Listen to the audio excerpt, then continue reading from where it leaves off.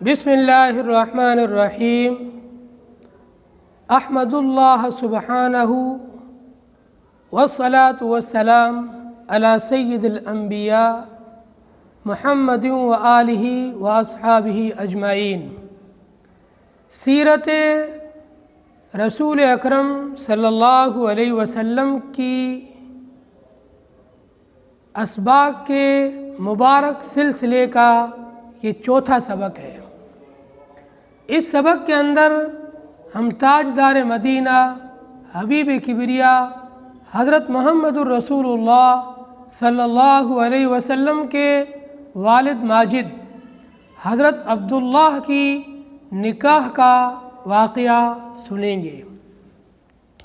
حضرت عبداللہ جو نبی علیہ الصلاۃ والسلام کے والد ماجد ہیں، حضرت عبداللہ کو اللہ نے بڑی خوبصورتی عنایت فرمائی تھی۔ آپ بڑے حسین و جمیل اور خوبصورت تھے۔ جس طریقے سے اللہ تبارک و تعالی نے حضرت عبداللہ کو خاندانی حسب نسب اور خاندانی شرافت سے نوازا تھا، اسی طریقے سے نبی علیہ الصلاۃ والسلام کے والد ماجد حضرت عبداللہ حسن و جمال کے اندر بھی اپنی مثال آپ تھے۔ مکے کے اندر اور عرب کے اندر حضرت عبداللہ کے حسن و جمال کی مثالیں دی جاتی تھیں۔ ایسا آپ کو اللہ نے حسین، جمیل اور خوبصورت بنایا تھا۔ اور کیوں نہ بنا تھا؟ جس کی پشت سے اللہ کو اپنا آخری نبی تاجدار مدینہ حبیب کبریا حضرت محمد الرسول اللہ صلی اللہ علیہ وسلم کو پیدا کرنا تھا، اسے حسین و جمیل کیوں نہ بنا تھا؟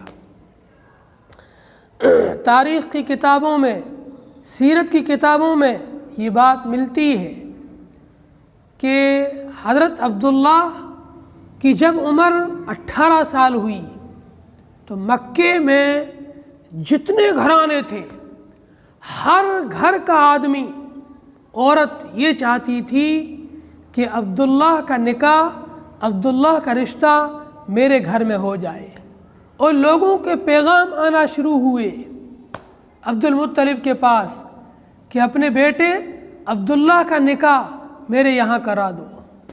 اور مکے کی لڑکیاں بھی یہ چاہتی تھی کہ عبداللہ کا نکاح ہمارے ساتھ ہو۔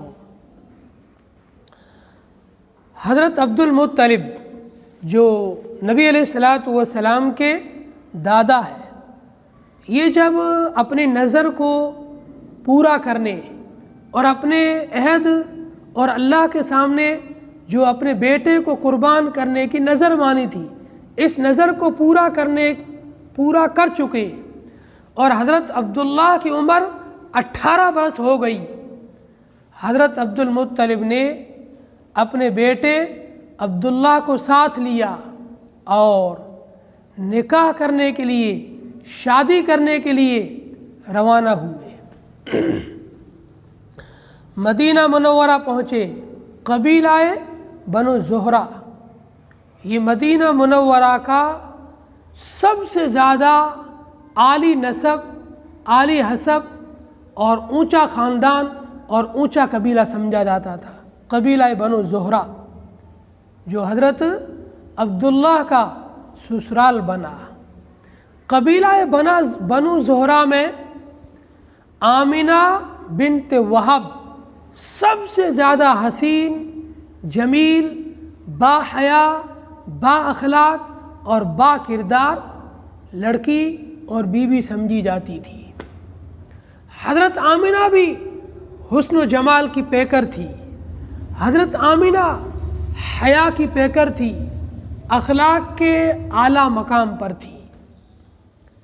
آمنہ بنت وہب، حضرت عبد المطلب اپنے بیٹے عبداللہ کے لیے رشتے کو تلاش کرتے کرتے جب قبیلہ بنو زہرہ میں وہب کے گھر پہنچے اور ان کی بیٹی آمنہ کو دیکھا، عبد المطلب کے دل نے فیصلہ کیا بس یہی لڑکی اور یہی عورت میرے بیٹے عبداللہ کے لیے مناسب ہے۔ آپ نے اپنے بیٹے عبداللہ کے لیے وہب کو پیغام دیا۔ حضرت وہب بھی تیار ہو گئے۔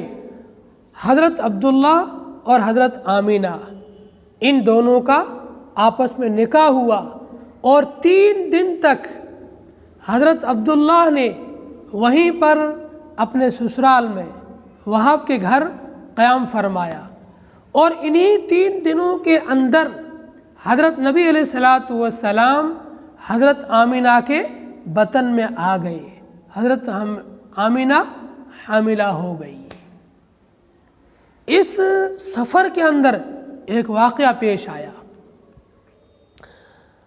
حضرت عبداللہ جب اپنے والد عبد المطلب کے ساتھ مکے سے مدینے جا رہے تھے، بیت اللہ کے قریب ہی ایک یہودی کا گھر تھا۔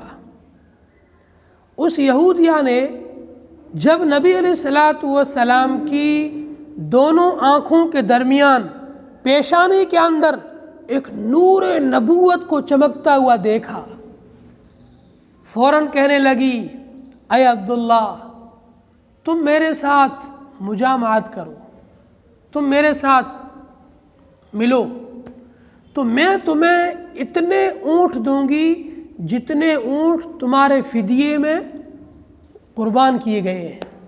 حضرت عبداللہ نے کچھ اشعار پڑھے ہیں جن کا مفہوم یہ ہے کہ یہ حرام کام، جس حرام کام کے میں قریب بھی نہیں جا سکتا ہوں، اور میں ایک عالی نسب، عالی خاندان اور عالی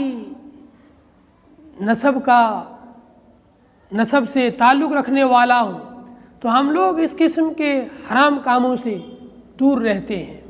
پھر آپ اپنے والد عبد المطلب کے ساتھ آگے گزر گئے۔ جب نکاح کر کے واپس آ رہے تھے، پھر اس عورت نے، جس کا نام فاطمہ لکھا ہے سیرت کی کتابوں میں، اس فاطمہ نے کہا، اے عبداللہ تم کہاں گئے تھے؟ حضرت عبداللہ نے کہا، میں اپنے والد عبد المطلب کے ساتھ اپنا نکاح کرنے کے لیے گیا تھا اور میرا نکاح ہو گیا۔ یہ فاطمہ کہنے لگی، جاتے وقت میں نے تمہاری دونوں آنکھوں کے درمیان پیشانی کے اندر ایک نور نبوت چمکتے ہوئے دیکھا تھا۔ تم جب وہاں 3 دن رہے تو یہ نور نبوت جس عورت سے تم نے شادی کی ہے اس عورت کے پیٹ میں چلا گیا۔ اللہ نے جس جگہ پر نور نبوت کو رکھنا تھا، ودیعت کرنا تھا، وہاں پر اللہ نے پہنچا دیا۔ اب یہ شرف ہمیں نہیں مل سکتا ہے۔ نبی علیہ الصلاۃ والسلام کے والدین کی نکاح اور شادی کا یہ مبارک اور پیارا واقعہ تھا۔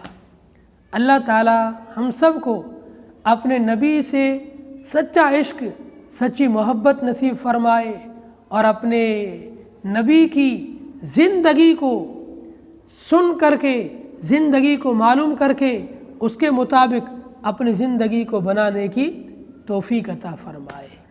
السلام علیکم ورحمۃ اللہ وبرکاتہ۔